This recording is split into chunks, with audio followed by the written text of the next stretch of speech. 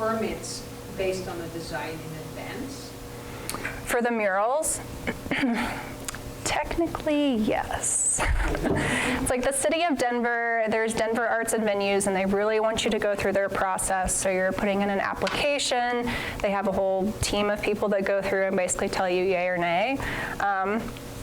I've worked with them enough to know what they say no to, and so I kind of like squeeze around that, because it can take up to like a month, and sometimes you just don't have that time to wait on that permit.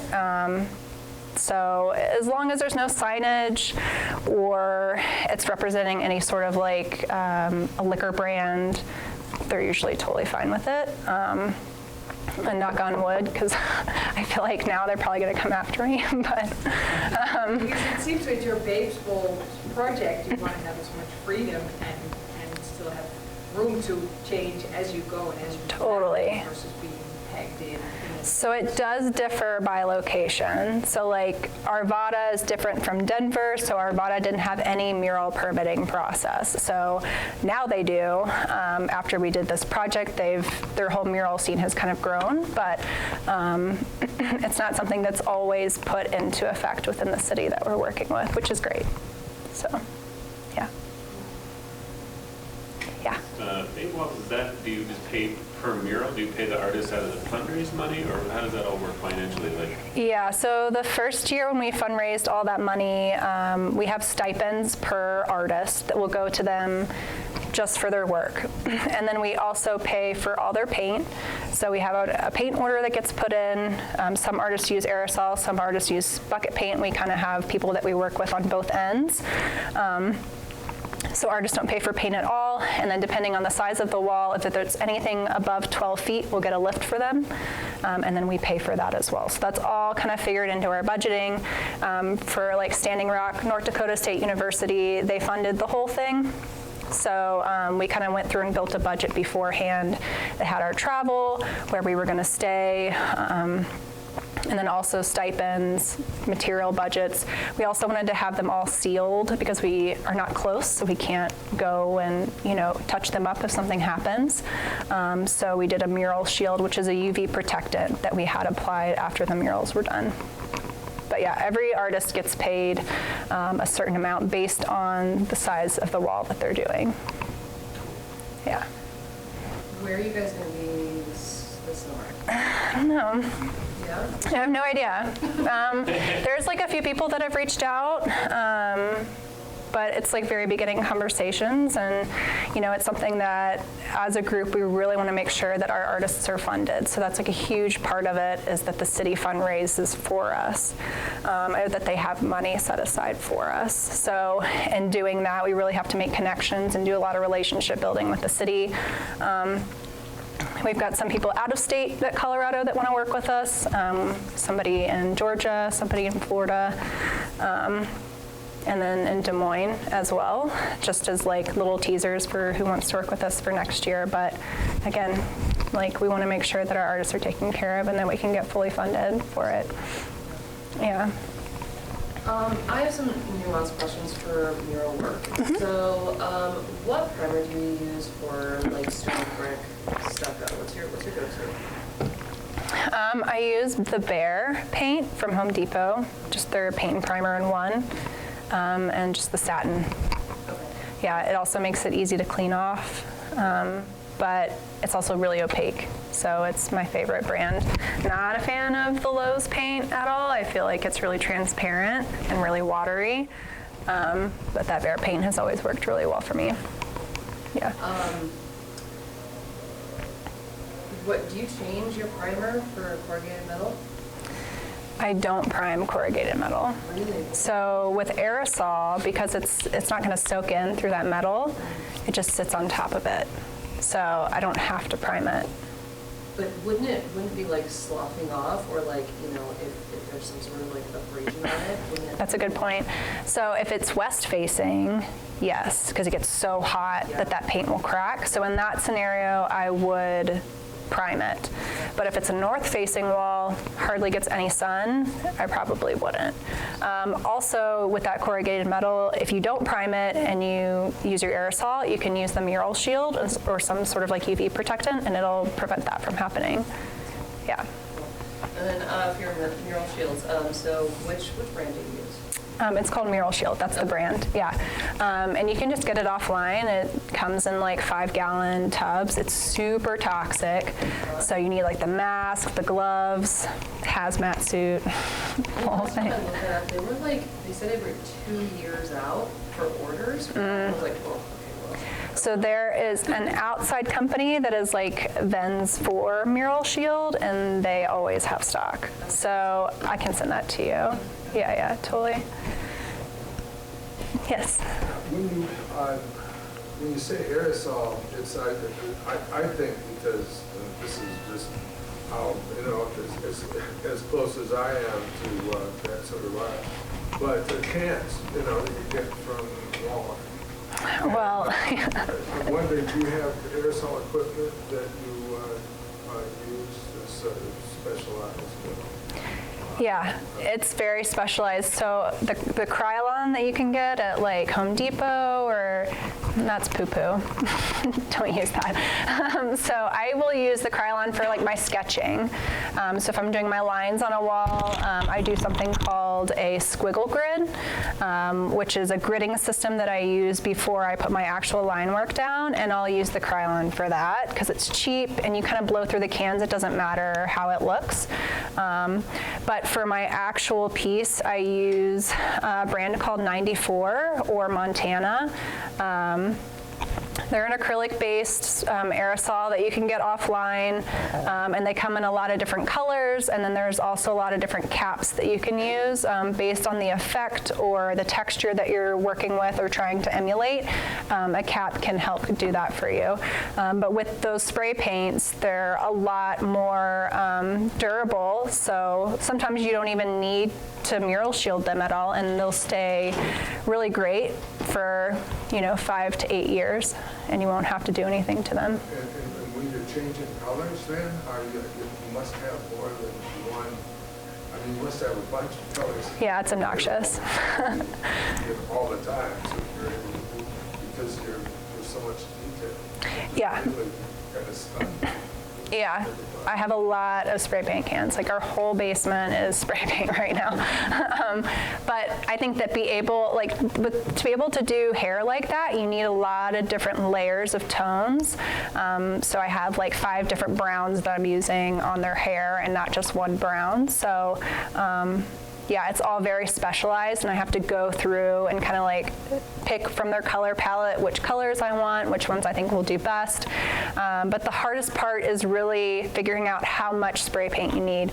There's a little calculation you can do for, a spray paint covers like 7 square foot or 21 square feet or whatever, but that never actually works because I'm not just filling a block in, right? I'm like pulling strokes for hair. So I always end up over ordering, which is why I have so much spray paint, but it gets to the point now where I can do a whole mural and not have to pay for paint. So it's great. Yeah.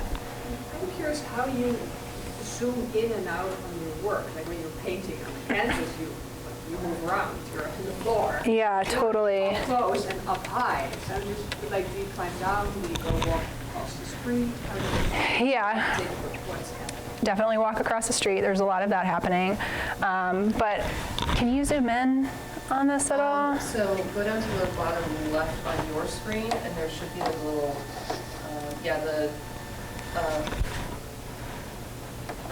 zoom in. Oh wait, did I just miss it? Just go up a little bit, zoom in. Oh. Okay, so you can I'll like point, if I get out of frame, is that okay? Yeah, no, you're fine. Go. Okay. So you can kind of see my squiggle grid, these like letters and symbols or whatever. So what that does is it allows me to be able to do a grid on my own. So like in the beginning I was doing, the 1-to-1 ratio, where like 1 inch is like 1 foot. But I always needed somebody else to help me snap chalk lines, which when you get on a project this big, you can't have 2 lifts like to be able to snap chalk lines that high. So a friend of mine introduced me to the squiggle grid. So you can do letters, numbers, symbols, like whatever you want. And then you take a picture of the wall from the same angle that you're working with to do your design. And so I like stepped back, took a picture from across the street, and then I took my design and I laid it up on top of my picture so I could see where each line hit each letter, number, and symbol. So it's actually easier for me to be up on the wall because I can see where everything is in detail. And it's kind of the same too whenever I'm working with putting the image together, is I can block in, okay, well, this like SAS or whatever, like just has this one bit of the wing, and I can hyper focus on that, create that, and then kind of move down. And when I step back, I'm like, oh, that looks pretty good. Or like, oh, that looks like garbage. I need to go back and fix it. So it's actually like more helpful for me to be right on it and like hyper maxed. So, yeah. Anything else?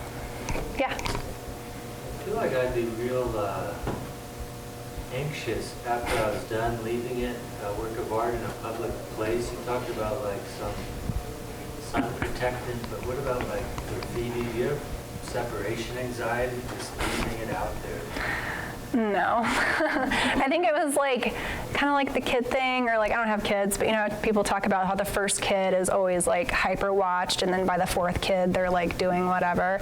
It's kind of like that scenario. Or like I've done like, you know, 60 kids at this point, so I like don't really mind that. But so the mural shield that I was talking about, that's also an anti-graffiti coating.